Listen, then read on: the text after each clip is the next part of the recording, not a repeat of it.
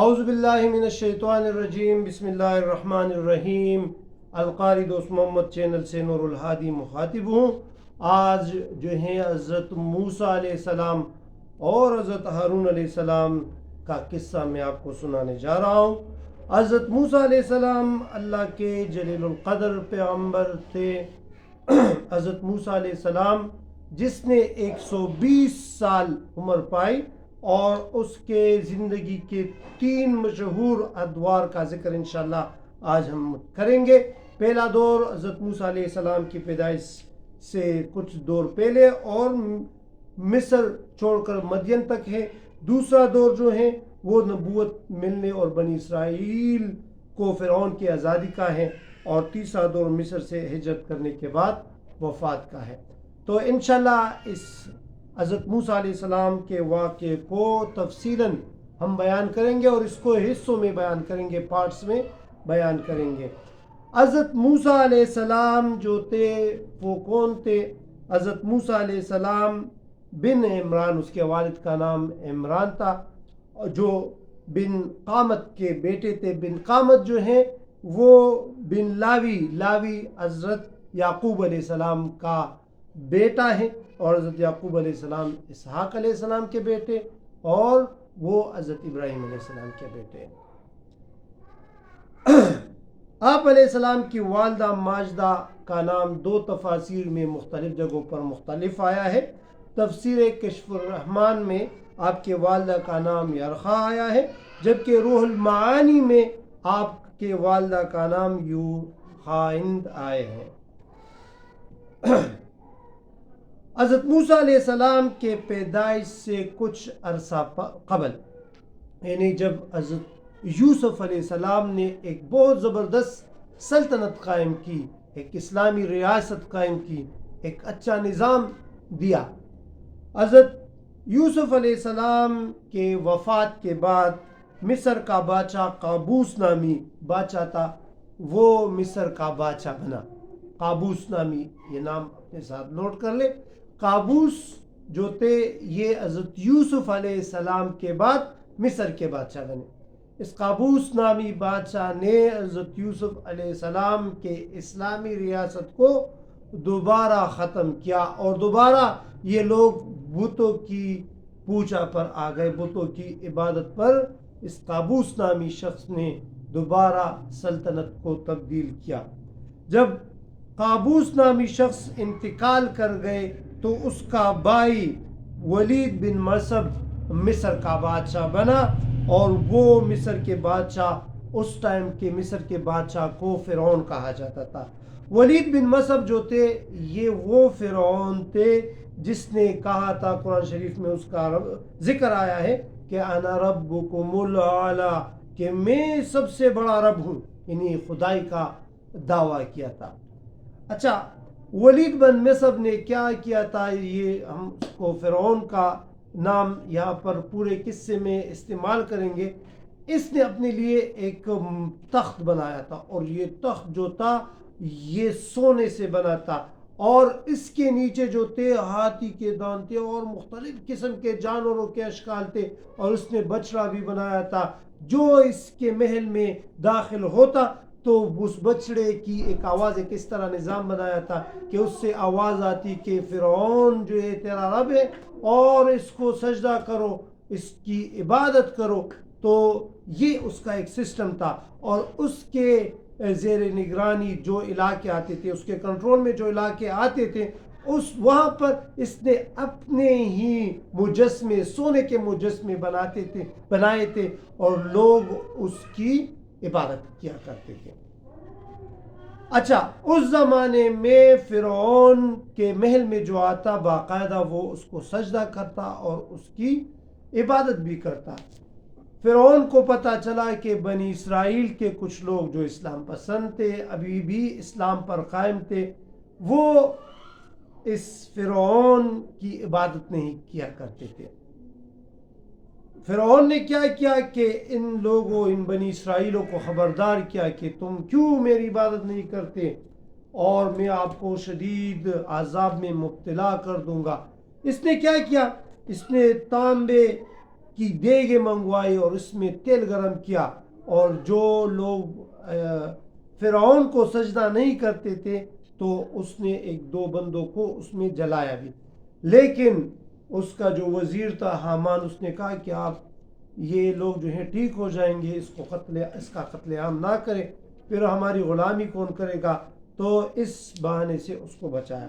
پھر کچھ عرصہ بعد، یعنی حضرت موسیٰ علیہ السلام کی پیدائش سے کچھ عرصہ قبل، اس فرعون نے کیا دیکھا؟ اس فرعون نے خواب دیکھا.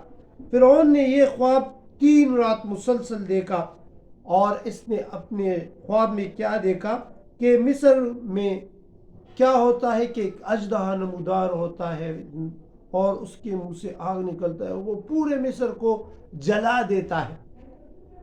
لیکن جو بنی اسرائیل کا علاقہ ہے جہاں پر وہ مسلمان آباد تھے، جب وہ اژدہا ادھر سے گزرتا ہے تو ادھر پر جو ہے اس کی آگ جو ہے رک جاتی ہے، بند ہو جاتی ہے.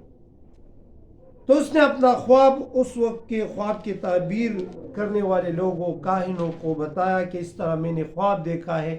تو ان کاہنوں نے اس کو بتایا کہ آپ کے سلطنت میں ایک لڑکا پیدا ہوگا جو کہ آپ کے سلطنت اور آپ کی بادشاہت کا خاتمہ کرے گا. اچھا، فرعون نے جب یہ خواب کی تعبیر سنی تو اس نے اعلان کیا کہ جتنے بھی لڑکے پیدا ہوں گے اس کو قتل کیا جائے. فرعون نے 1000 پیادے بنی اسرائیل کے علاقے میں مقرر کیے اور وہاں پر عورتوں کو بھی مقرر کیا، اور اس کو حکم دیا کہ جو بھی بچہ پیدا ہوگا اس کو قتل کیا جائے. تو ان فوجیوں نے کیا کیا کہ بنی اسرائیل کے علاقے کا محاصرہ کیا، اور جو بھی بچہ پیدا ہوتا اس کو قتل کرتا، اور جو حاملہ عورتیں ہوتی اس کو بھی قتل کیا.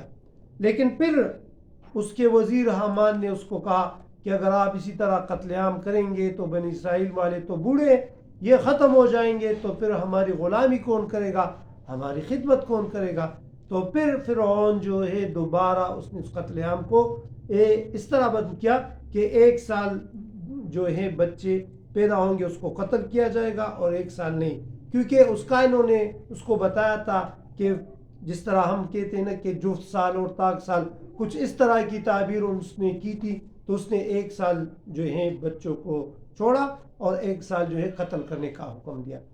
اچھا، جس سال بچوں کو قتل کرنے کا حکم نہیں تھا تو اس سال جو تھے حضرت ہارون علیہ السلام پیدا ہوئے. اچھا، جس حضرت موسیٰ علیہ السلام کی پیدائش اس سال ہو رہی تھی جس میں بچوں کو قتل کرنے کا حکم تھا. حضرت موسیٰ علیہ السلام کی والدہ نے اللہ تعالیٰ نے حضرت موسیٰ علیہ السلام کے والدہ کو معجزاتی طور پر بچے کی پیدائش ایسی کی کہ اس سے بنی اسرائیل کے افواج جو ہیں اس کو خبر نہیں ہوئی. اچھا جی، حضرت موسیٰ علیہ السلام جب پیدا ہوئے تو اس کی والدہ اور اس کی بہن مریم نے اس کو چپ چپ کے پالا، ایسے چپ کے پالا کہ فوجیوں کو اور لوگوں کو خبر نہ ہو. اچھا، جب حضرت موسیٰ علیہ السلام تقریباً 40 دن کے ہوئے تو فرعون کے فوجیوں کو پتہ چلا. فرعون کے فوجیوں کو پتہ چلا کہ اس طرح ایک بچہ پیدا ہوا ہے، اور اس بچے کا گھر جو حضرت موسیٰ علیہ السلام کا گھر تھا اس کا پتہ اس فوجیوں کو دیا کہ یہاں پر ایک بچہ اس طرح پیدا ہوا اور اس کو یہ لوگ چپ چپ کے پال رہے ہیں. کسی نے فرعون کے فوجیوں کو اطلاع دی. اچھا، تو فرعون نے فوج کو حکم دیا کہ فوراً جاؤ اور اس بچے کو قتل کر لو. اللہ تعالیٰ اب ایک اور معجزہ دکھاتا ہے. معجزہ یوں ہے کہ حضرت موسیٰ علیہ السلام کی بہن مریم بی بی وہ حضرت موسیٰ علیہ السلام کو اس کے ساتھ کھیل رہی تھی، اس کی گود میں تھی، اس کے ساتھ کھیل رہی تھی. تو اس وقت وہ تندور پر روٹی پکا رہی تھی، اور اس وقت جو ہیں فوجیوں نے اس کے گھر کا محاصرہ کیا اور اس پر حملہ کیا. اچھا، جو حضرت موسیٰ علیہ السلام کی بہن مریم تھی، اس کے ذہن میں یہ خیال آیا کہ ابھی تو فوج آ گئی ہے، ابھی تو ہمارا بچنے کا کوئی امکان ہی نہیں ہے، یہ بچہ بھی مارا جائے گا، ہم بھی مارے جائیں گے، ہمارے خاندان کے سارے لوگ جو ہیں وہ مارے جائیں گے، تو کیوں نہ میں اس بچے کو اس تندور میں پھینک دوں، یہ تو ایسے بھی قتل ہونے والا ہے فوجیوں کے ہاتھوں، تو میں ہی اس کا خاتمہ کر لوں تو ہم خاندان والے تو بچ جائیں گے۔ تو تندور پر وہ روٹی پکا رہی تھی، تو جیسی فوج نے حملہ کیا، اس نے حضرت موسیٰ علیہ السلام کو تپتی ہوئی آگ تندور میں جو ہے وہ ڈالا۔ جب فوج اندر آئی، گھر میں تلاشی لی تو اس کو بچہ نہیں ملا، اور یہ لوگ واپس چلے گئے اس بات سے کہ یہ کسی نے افواہ پھیلائی تھی۔ اچھا، جب اس کی ماں اور مریم بی بی آئی تو اچھا، یہ وہ والی مریم بی بی نہیں ہے جو حضرت عیسیٰ علیہ السلام کی ماں ہے، صحیح ہے، اس کا نام بھی مریم بی بی ہے، لیکن یہ وہ والی مریم بی بی نہیں ہے جو حضرت عیسیٰ علیہ السلام کی ماں ہے۔ حضرت موسیٰ علیہ السلام کی بہن کا نام بھی مریم تھا۔ تو جب مریم بی بی اور اس کی والدہ نے دیکھا کہ ہم نے تو بچہ جو ہے وہ تندور میں گرایا، اور جب فوج واپس گئی تو وہ لوگ کافی افسردہ ہوئے، اور وہ اس نے کہا کہ یہ تو ابھی جل چکا ہوگا، لیکن جیسے ہی اس کی بہن اس کو گرا رہی تھی تندور میں، تو وہی واقعہ دوبارہ ریپیٹ ہوا جو حضرت ابراہیم علیہ السلام کے ساتھ آگ میں ہوا تھا۔ حضرت ابراہیم علیہ السلام کے لیے بھی آگ ٹھنڈی کی گئی تھی، اور حضرت موسیٰ علیہ السلام کے لیے بھی یہ آگ جو ہے ٹھنڈی کی گئی تھی۔ تو ان لوگوں نے دیکھا کہ اس تندور جو ہے وہ ایک خوبصورت ماحول میں بدل چکا ہے، اور ان لوگوں نے اللہ کا شکر ادا کیا، اور یہ موسیٰ علیہ السلام کا معجزہ دیکھ کر حیران ہوئے۔ اچھا، ابھی ان لوگوں کو ڈر تھا کہ حضرت موسیٰ علیہ السلام کو کس طرح بچایا جائے، تو آپ کی والدہ ماجدہ نے کیا کیا کہ ایک ترتیب ڈھونڈی۔ کیا ترکیب ڈھونڈی؟ یہ ترکیب ڈھونڈی کہ اس حضرت موسیٰ علیہ السلام کو ایک صندوق میں ہم رکھ لیں گے، اور یہ کسی دریا میں چھوڑ کر یہ اس علاقے سے نکل جائے گا۔ اچھا، حضرت موسیٰ علیہ السلام کے لیے صندوق تیار کی گئی، اور اس کو صندوق دودھ پلانے کے بعد اس صندوق میں رکھا گیا، اور اس کو دریا میں چھوڑا۔ اس کی جو بہن تھی مریم بی بی، وہ چپ چپ کے اس کے پیچھے جا رہی تھی کہ یہ صندوق کہاں پر جاتا ہے، کہاں پر یہ رکتا ہے۔ تو یہ صندوق فرعون کے محلات میں سے یہ دریائے نیل کا کچھ حصہ گزر رہا تھا، یہ صندوق وہاں پر رکا۔ اچھا، اللہ تعالیٰ نے حضرت موسیٰ علیہ السلام کو بچانے کے لیے اس کو ایک دوسرا معجزہ یہ دیا تھا کہ فرعون نے خواب دیکھا تھا کہ اس کی ایک بیٹی تھی جس کے بدن پر سفید داغ تھے۔ تو اس نے خواب میں یہ دیکھا تھا، خواب کی تعبیر اس نے یہ سنی تھی کہ ایک بچہ جو صندوق میں آپ کو ملے گا، اگر اس کے منہ کا لعاب اس کے بدن پر لگا دیا جائے تو اس کا بدن ٹھیک ہو جائے گا۔ تو جیسی فرعون کی بیوی نے یہ صندوق دیکھا، تو اس کو تو اس خواب کسی نے سنایا تھا، تو اس نے اس بچے کو اٹھایا اور اپنے گھر لے آئی، اور اس کے منہ کا لعاب مبارک جو ہے وہ اس کے بدن پر پھیرا، جس سے اس بچی کے بدن کے داغ جو ہے وہ فوراً ٹھیک ہو گئے۔ تو یہ لوگ حیران بھی ہوئے، لیکن فرعون کو یہ خدشہ تھا کہ ایسا نہ ہو کہ یہ وہی بچہ ہو جس کا میں نے خواب دیکھا ہے۔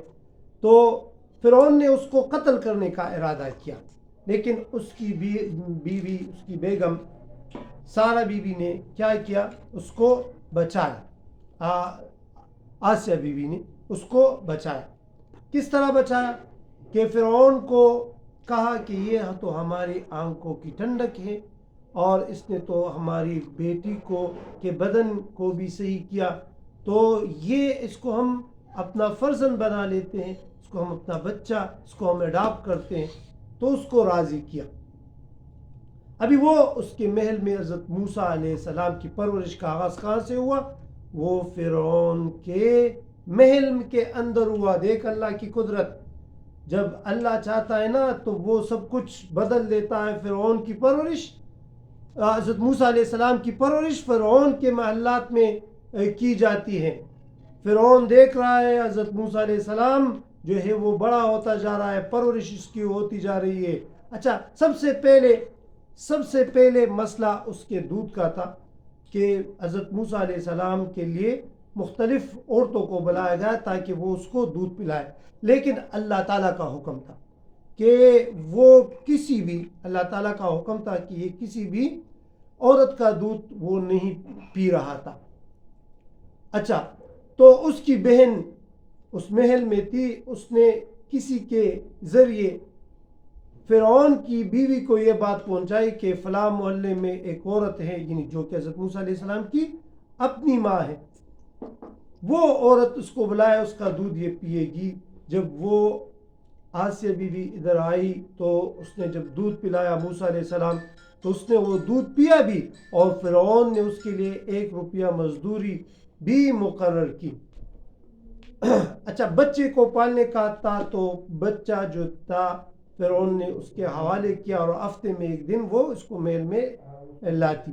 پھر جب بچہ 2.5 سال کا ہو گیا، یعنی حضرت موسیٰ علیہ السلام جب 2.5 سال کا ہو گیا تو فرعون اور اس کی بیوی نے اس آسیہ بی بی کو سونا، اتنا سونا دیا کہ اس سونے کو وہ اونٹ پر لاد کر لے گئی، یعنی وہ سونا اس کو بدلے میں دیا، اور موسیٰ علیہ السلام ابھی فرعون کے محل میں اس کی پرورش شروع ہوئی.